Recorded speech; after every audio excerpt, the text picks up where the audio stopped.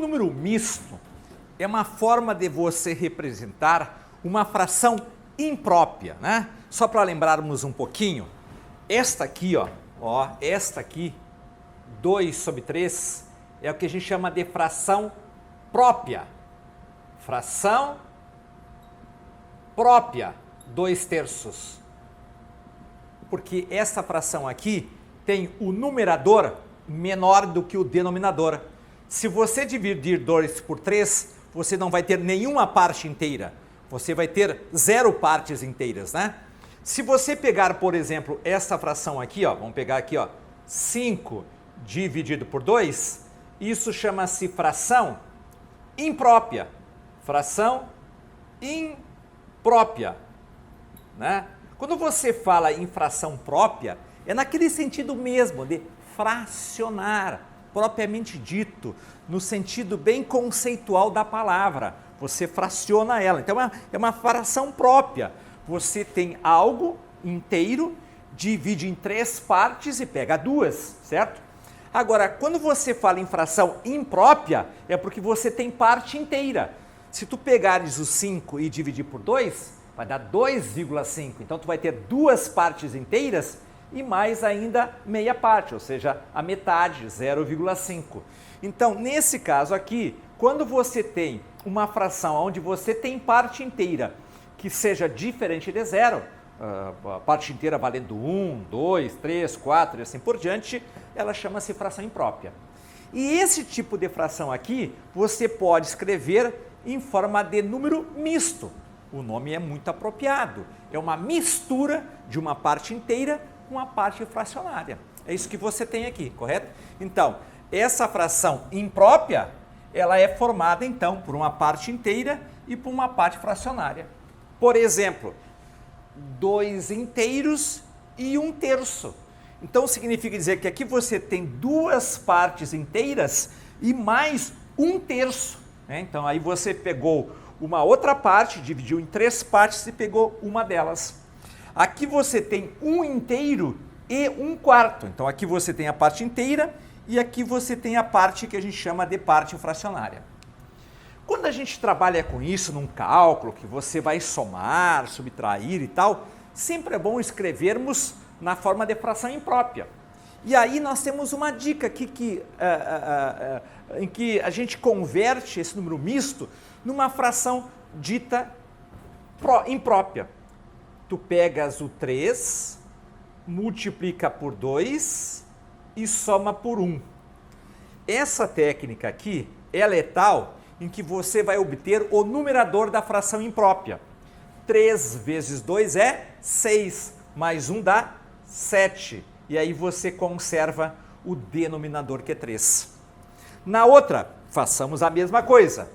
4 vezes o 1 somado com o 1. Quanto é que é 4 vezes 1? 4 mais 1 dá o quê? Dá 5. Então você tem 5 dividido por 4. Pronto. Se nós pegarmos o 5 e dividir por 4, você vai ter uma parte inteira e mais 1/4. Se você pegar o 7 e dividir por 3, tu terás 2 partes inteiras e mais 1/3. Na verdade, quando você escreve 2 inteiros e 1/3, isto aqui é equivalente a 2 mais 1/3, né? É a mesma coisa. Quando você faz 2 mais 1/3, você vai gerar essa fração 7/3. A mesma coisa ocorre aqui quando você fala em 1 inteiro e 1/4, na verdade você está falando que é 1 inteiro e mais 1/4. E mais 1/4, ok?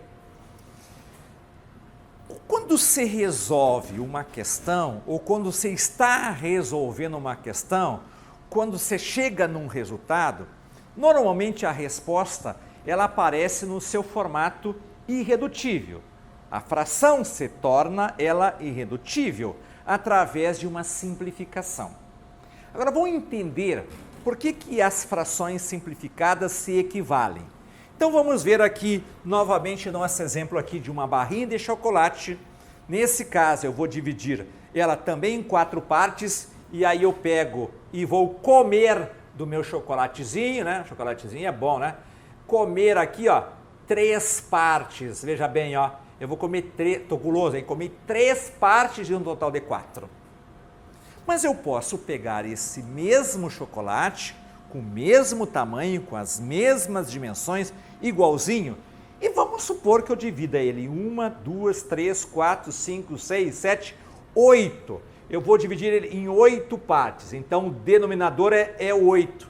E aí eu vou comer uma partezinha, 2, 3, 4, 5 e 6 partezinhas do meu chocolate. Vocês não concordam que eu estou comendo a mesma quantidade? Ó, eu estou comendo a mesma quantidade de chocolate. E é a mesma coisa. Então, podemos afirmar que essas frações são iguais?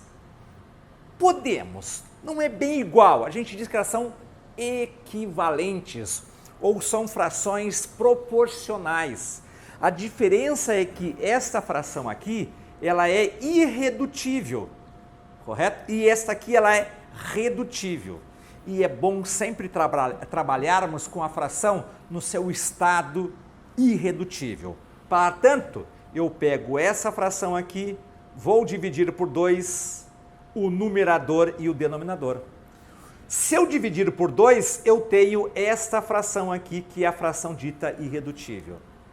Com isso, eu estou tentando dizer para vocês que simplificar uma fração é você dividir o numerador e o denominador pelo mesmo valor. Qual o valor? O valor que você quiser, né? Aqui nesse caso, eu dividi por 2 porque era possível dividir por 2. Eu não ia dividir aqui por 3. Até em cima dá para dividir por 3, mas embaixo não. Então a gente sempre divide por um valor que seja igual, em cima e embaixo. E de preferência o maior possível. Por exemplo, ó, pega essa fração aqui, 24 sobre 36. Não dá para você dividir aqui por 2 e aqui por 2? Claro, mas ela não vai ficar irredutível. Nesse caso, o melhor é você dividir ela por 12. Por 12, ambos, o numerador e o denominador. Quando você faz essa divisão por 12, tu vai ter 2 dividido por 3. Ah, professor, mas eu não vou enxergar isto. Eu enxerguei que dá para dividir por 2. Bom, tudo bem. Só que se tu dividires por 2, aqui vai ficar o quê? 12, né? Vou até puxar uma setinha aqui, ó. Tu vai ficar com 12 aqui, ó. E tu vai ficar aqui com 18. Confere? Se tu dividir por 2 aqui, por 2 aqui, vai ficar 12 sobre 18. Só que dá para dividir por 2 de novo. Você vai dividindo por 2, por 2, por 2. Quer dizer, até chegar nesse momento, que é o momento, no caso, mais simples possível, né? Tu terás um pouquinho mais de trabalho, mas também chegará a uma fração irredutível. Aqui, por exemplo, dá para dividir por 2 aqui, por 2 aqui? Dá. Vamos fazer esse teste aqui? Vamos fazer, ó. Eu vou dividir aqui por 2 e vou dividir aqui por 2. Beleza.